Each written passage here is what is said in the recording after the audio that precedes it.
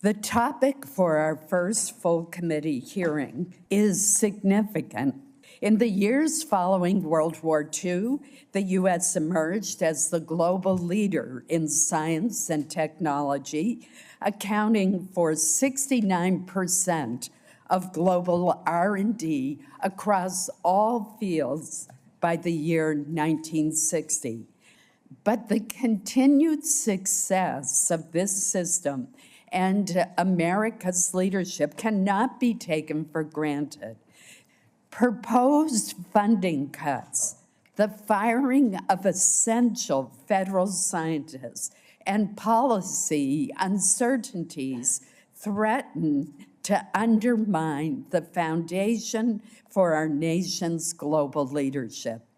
One such recent development has been the unilateral imposition of an arbitrary 15% indirect cost cap on NIH grants in February, followed by more recent caps on grants from DOE and other federal agencies. While some reform of the facilities and administrative system may be merited, this one-size-fits-all cap will be extremely harmful to many institutions and the people who benefit from their work. This debate is not just about scientists and researchers and economic activity. If clinical trials are halted, research is stopped, and laboratories are closed, effective treatments and cures for diseases like Alzheimer's, type 1 diabetes, childhood cancers, and Duchenne's muscular dystrophy will be delayed or not discovered at all. We must preserve and strengthen America's leadership for the sake of families all across this country.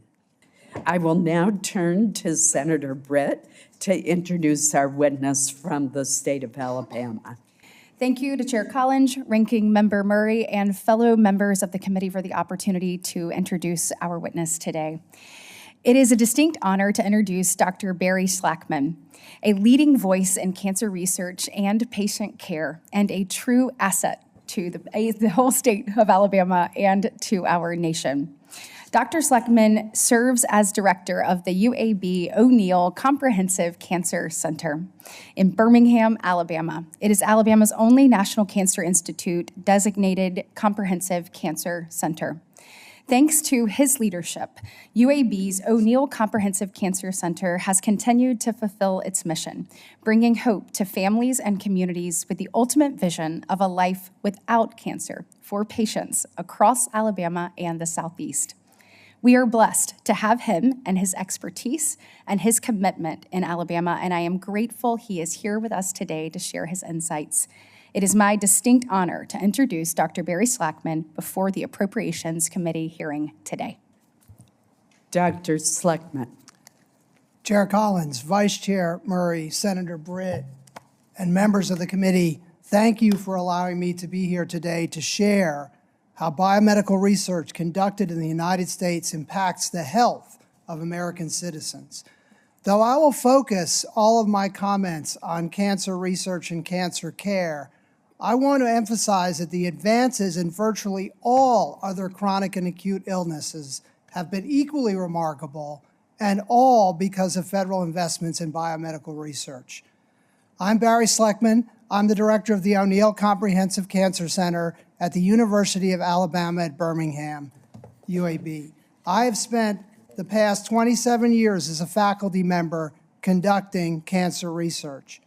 My research, along with that of thousands of other scientists in this country, is supported by the federal government primarily through the National Institutes of Health, NIH, and for cancer, the National Cancer Institute, NCI.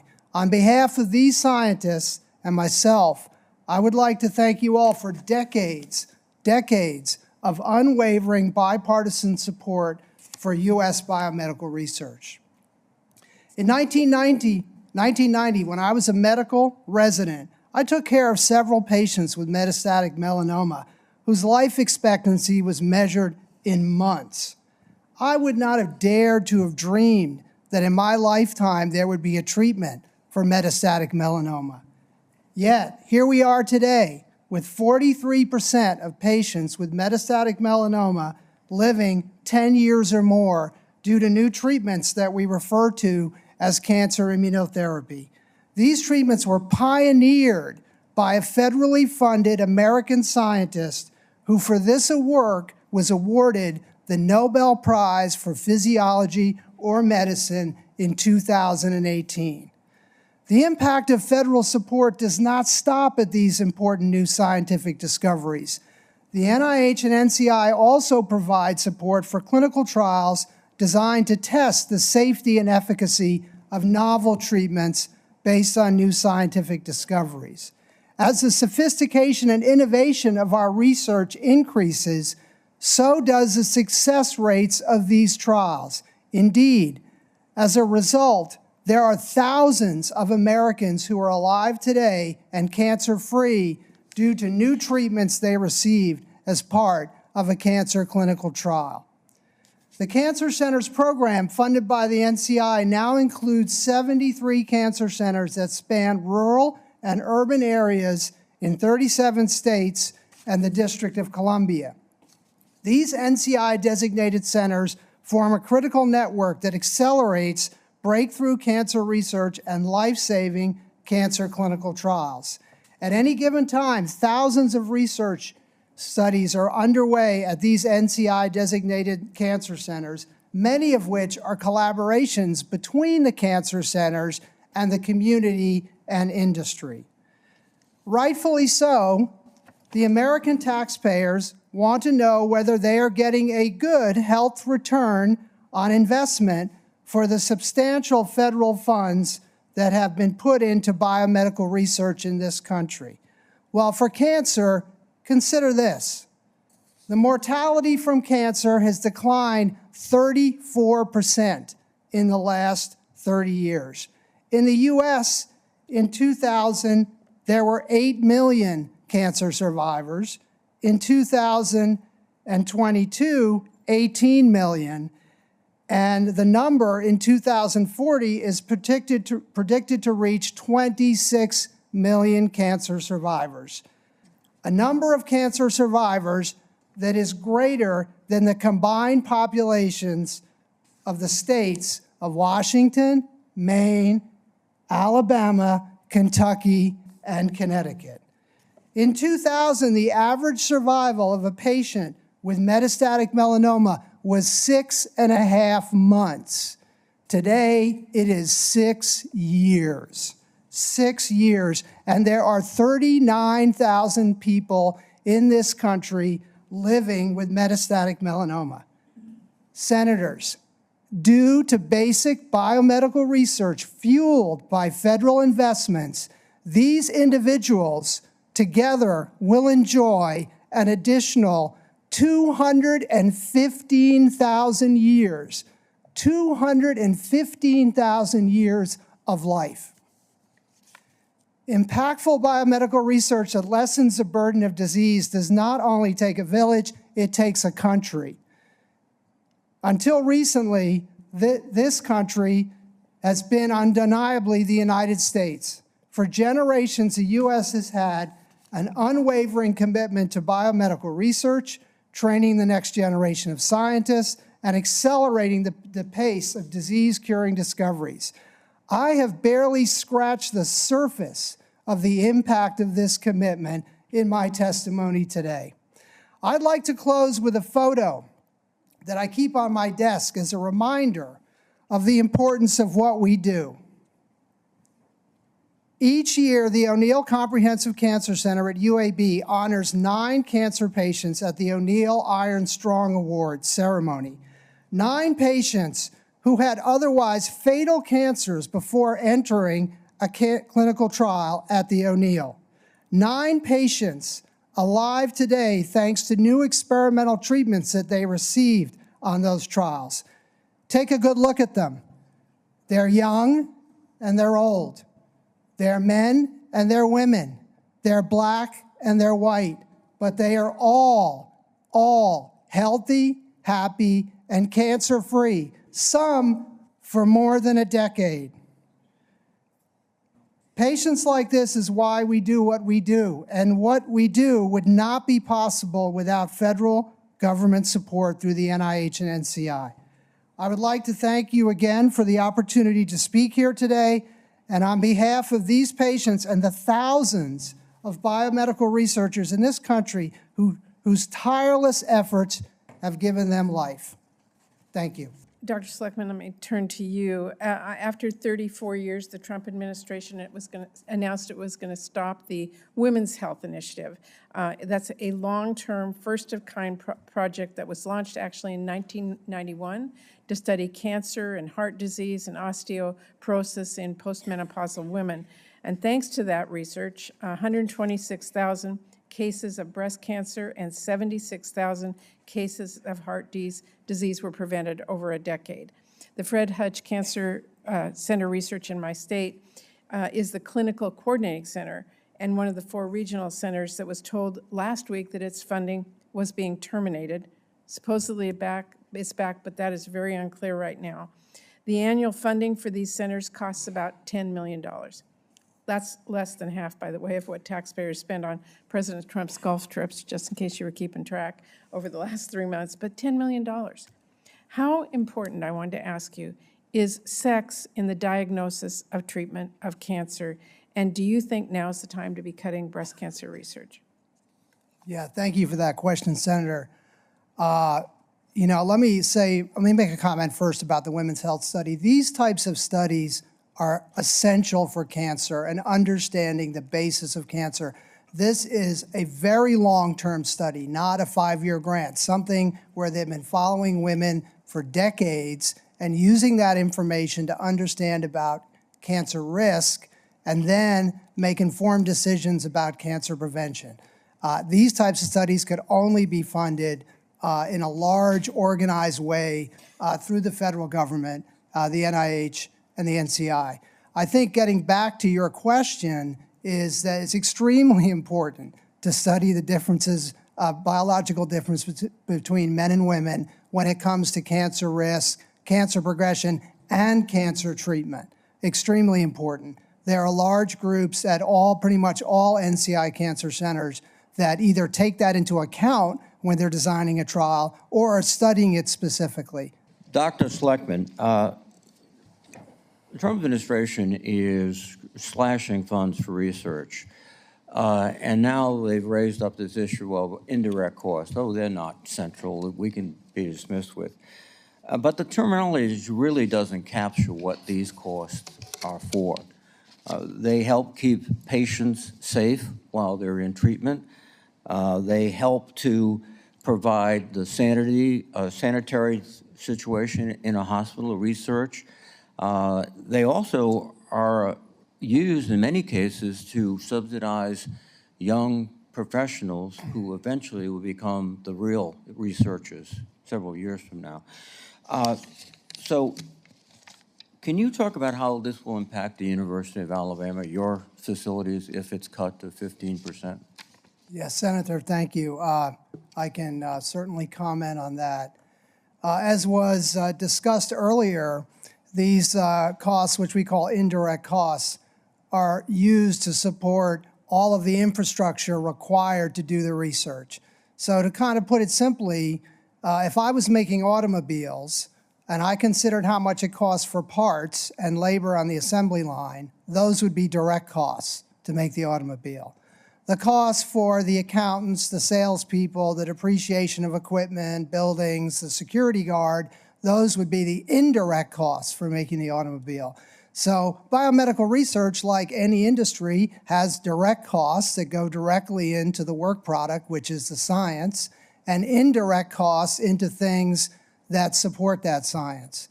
A concrete example of a reduction of indirect costs for us was brought up earlier.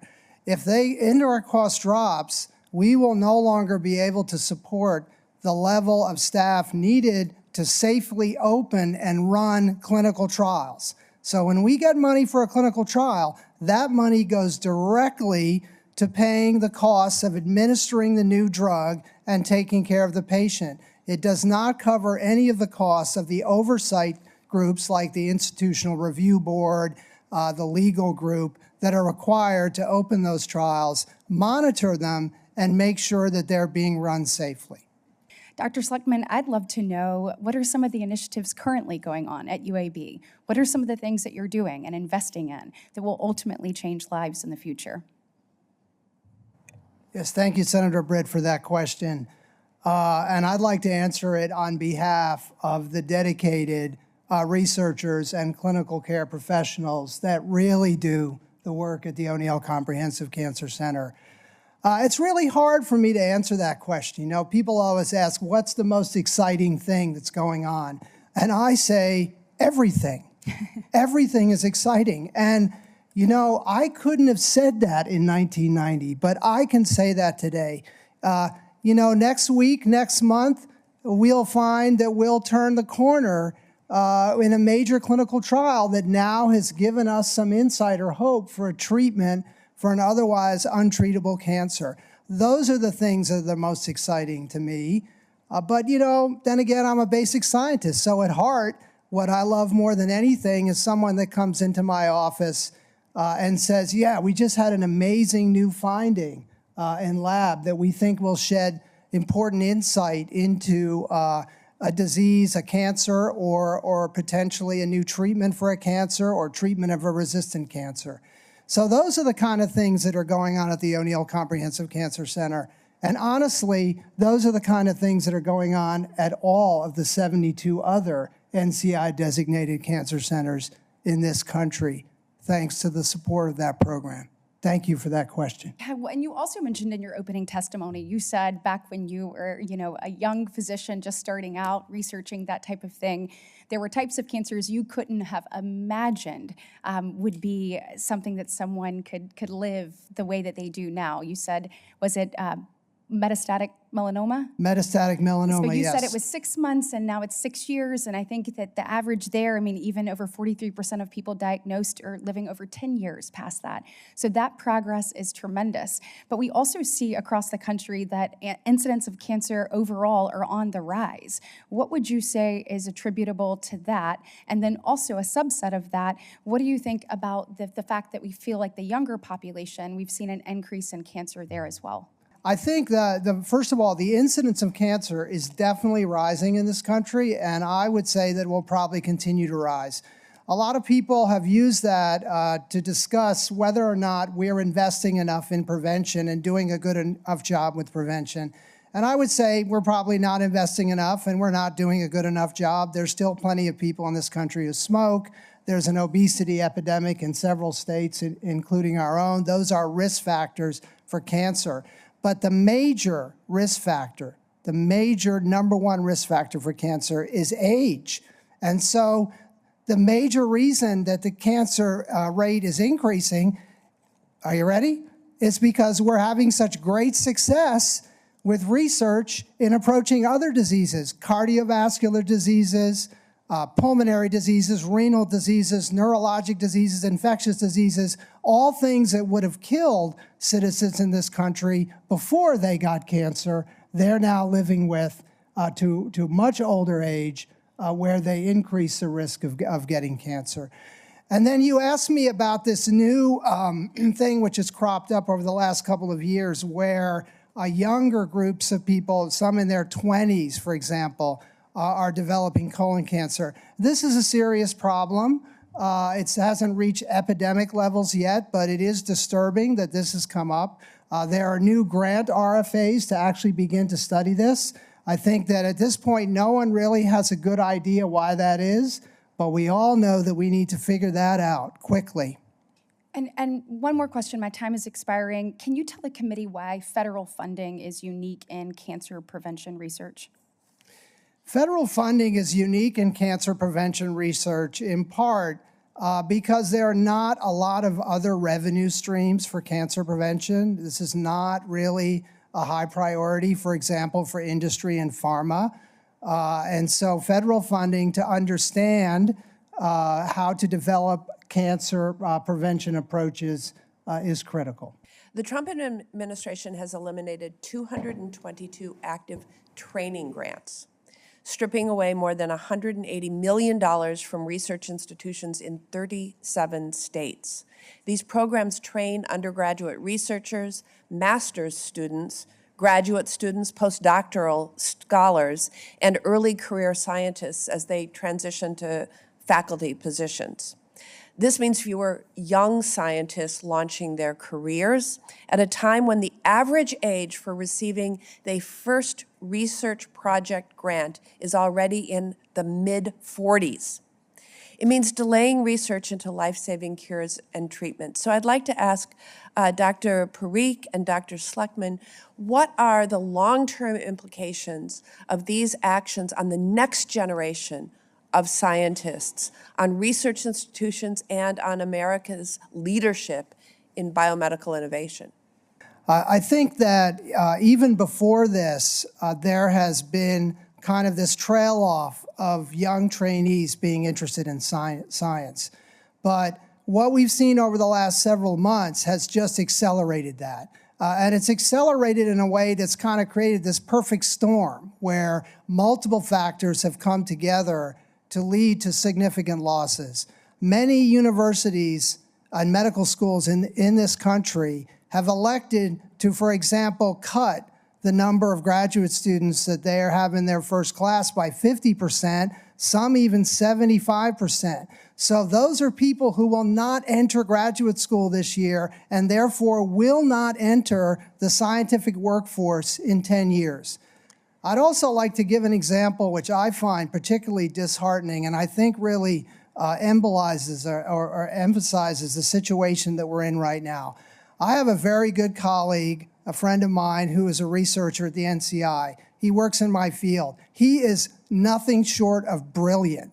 He is a member of the National Academy of Science. He is a member of the National Academy of Medicine. He has been doing research at the NCI on DNA damage response and genome stability for 30 years. He is now looking at positions in Europe and Canada. Is this what we want? Is this what we want for the next generation of researchers and for our current generation? As a researcher at an NCI-designated center, how could cancer research funding cuts affect institutions like UMMC in their efforts to achieve this status, and how can we improve this? Thank you for that question, Senator. And as your neighbor, I understand the cancer burdens that your state experiences very, very well. I suspect that as they start to make cuts like this, they will look at programs, these larger programs, to absorb some of those cuts. And so, although I don't have a crystal ball, I would imagine that the rate of new cancer center designations, which over the last 5 years has been about 1 or so per year, will lessen. And there are many cancer centers, including the one in your own state, that are kind of in a holding pattern, waiting for the control tower to let them know that it's time to land. And those will have to stay holding for a longer period of time. Dr. Sleckman, I was heartening to see the photo you held up as a reminder of the importance of this work. And, like others on the committee, I'm very worried about how we are going to completely disincentivize younger researchers from engaging in this life-saving activity, and the impact, of course, that we're talking about on clinical trials. So can you also speak broadly to the dangers that we will all face if we continue to cut back in these areas and discourage young researchers from entering this important field? Yes, thank you for that question. I think, we've touched on some of that today, but to crystallize that, clinical trials and running clinical trials is challenging for the researchers that do it. There's an awful lot of regulatory and administrative activities that go into that. And I would say that they do it primarily driven by their love and their passion for being able to provide their patients who otherwise may have untreatable cancers with a possible cure. And again, 30 years ago, when we put patients on cancer trials, there really was no kind of upfront feeling that the patient themselves would benefit from that. They were doing it to help us learn about treatments of the future. But as I said in my presentation, there are thousands and thousands of patients, of people walking around today alive because they had a good outcome from a treatment that they got on a trial. And so the medical professionals at my cancer center and the others are committed to doing that. But there's a certain limit to that commitment. If the challenges are made insurmountable, they won't be able to do it. If money is removed that supports the services that help them open the trial, now make it much more difficult for them to open the trial, eventually they'll say, well, I have to take care of patients in clinic. I don't have time to do this. So it's critical that we keep things in place the way they are now.